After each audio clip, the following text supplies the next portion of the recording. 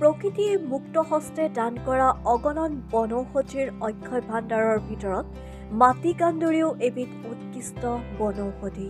সহজলভ্য সাধাৰণ বনশাক যদিও ই অসাধাৰণ গুণেৰে ভৰপূৰ।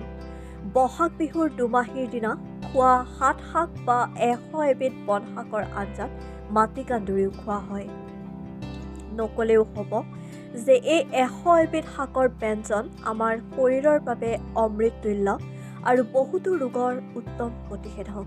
সেয়েহে বছৰেকৰ মূৰত এদিন সকলোৱে এই আঞ্জা খোৱা প্ৰথাটো পৰম্পৰাগতভাৱে চলি আহিছে। ৰোগীয়া আৰু দুৰ্বল শৰীৰত বল পাবলৈ মাটিকান্দুৰী খোৱা হয়। প্ৰসূতি তিৰোতাৰ বাবে তৈয়াৰ কৰা বিশেষ ব্যঞ্জনসমূহৰ ভিতৰত মাটিকান্দুৰী অন্যতম ব্যঞ্জন। ঔষধি গুণেৰে ভৰা এই ব্যঞ্জনসমূহে প্ৰসৱোত্তৰ কালত তিৰোতাগৰাকীৰ স্বাস্থ্য অটুট ৰাখে আৰু দুগ্ধ উৎপাদনত সহায় কৰে। শক্তিবৰ্ধক আৰু খাবলৈ সোৱাদ ভৰা এই ব্যঞ্জনসমূহৰ ঔষধি গুণ কোনো গুণেই কম নহয়। কেৱল অসমতে নহয়, কৰ্ণাটক, অন্ধ্ৰপ্ৰদেশ, তামিলনাডু আদি ভাৰতৰ বিভিন্ন ঠাইত মাটিকান্দুৰী বনৌষধি হিচাপে ব্যৱহাৰ কৰা হয়।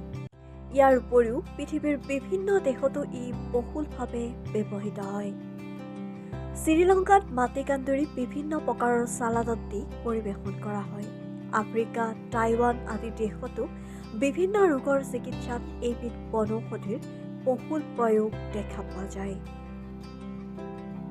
কোষ্ঠকাঠিন্য আৰু অৰ্শ ৰোগত মাটিকান্দুৰী যথেষ্ট উপকাৰী। ইয়াত থকা আহে পেট খোলোচা কৰে আৰু দুয়োটা সমস্যাত সুফল দিয়ে।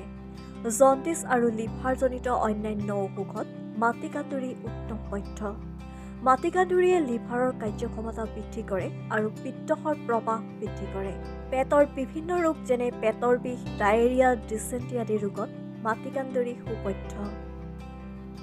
এইবোৰ সমস্যাত ভোগা ৰোগীক মাটিকান্দুৰী আঞ্জা খাবলৈ দিলে সুফল পোৱা যায়। ডায়েবেটিছ ৰোগীয়ে মাজে সময়ে মাটিকান্দুৰী খালে ব্লাড ছুগাৰ নিয়ন্ত্ৰণত থাকে। অৱশ্যে তাৰ লগত নিয়মিত শাৰীৰিক আৰু পৰিশ্ৰম, সঠিক খাদ্যাভ্যাস গ্ৰহণ কৰিব লাগিব।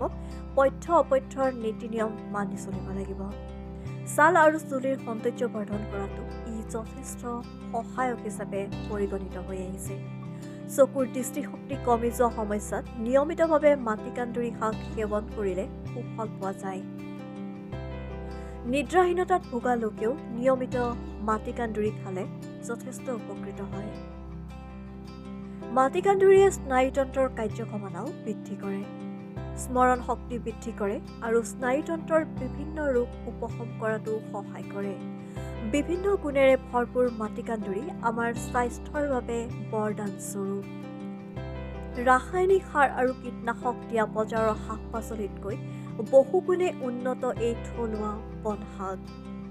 কিন্তু আধুনিকতাৰ পৰশত আমি এক কৃত্ৰিম আভিজাত্যৰ ঢঙত এই বনশাকসমূহ এলাগী বুলি খাবলৈ এৰি দিলোঁ আৰু তাৰ ফলাফল আমি সকলোৱে এতিয়া ভোগ কৰি আছোঁ। মেদবহুলতা, ডায়েবেটিছ, উচ্চ ৰক্তচাপ, বিভিন্ন হৰম'নজনিত ৰোগে আমাক জুলুকে পানী খুৱাইছে বিভিন্ন সময়ত। আমি যদি প্ৰত্যেকেই নিজকে নিৰোগী আৰু স্বাস্থ্যৱান কৰি ৰাখিব বিচাৰোঁ, তেন্তে এই থলুৱা তথা বনৌষধি বনশাকসমূহ আদৰি লোৱা উচিত। গৃহিণীসকলেও তেওঁলোকৰ পাকঘৰত এই থলুৱা বনশাকেৰে শুৱনি কৰি তোলক, কিয়নো আমাৰ স্বাস্থ্য আমাৰ হাতৰ মুঠিত। নিউজ ডেস্ক ৰিপৰ্ট, লাইটন বাতৰি।